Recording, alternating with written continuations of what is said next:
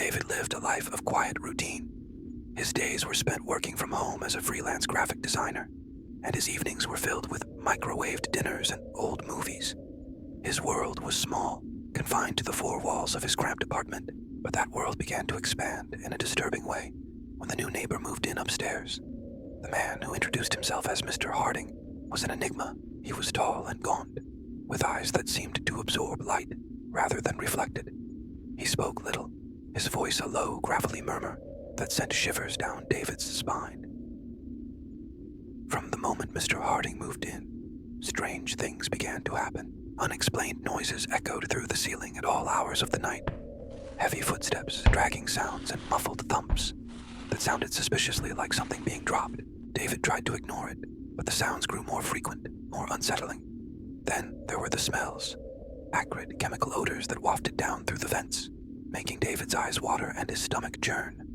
He couldn't identify them, but they smelled like something unnatural. Driven by a growing sense of unease, David started observing Mr. Harding.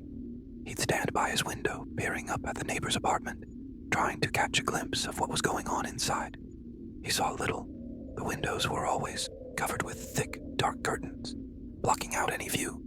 But one night, he saw something that confirmed his worst fears, a flicker of movement behind the curtains, a brief glimpse of a figure hunched over something on the floor, and then a flash of metal, a knife, a tool.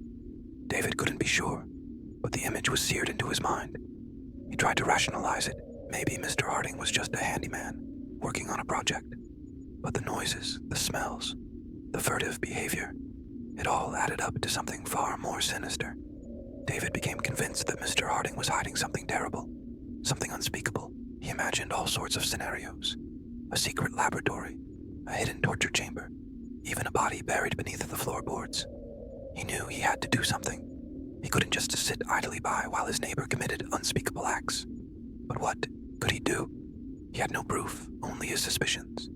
Calling the police would make him look like a paranoid lunatic. So he continued to watch, his obsession growing with each passing day. He bought a pair of binoculars, spending hours glued to his window scrutinizing every detail of Mr. Harding's movements. He even started keeping a log, documenting every noise, every smell, every fleeting glimpse he caught of his mysterious neighbor. But as David's surveillance intensified, he began to notice something else. A subtle shift in Mr. Harding's behavior, a knowing glance in his direction, a slight pause in his movements when David was watching. It was as if Mr. Harding knew he was being watched,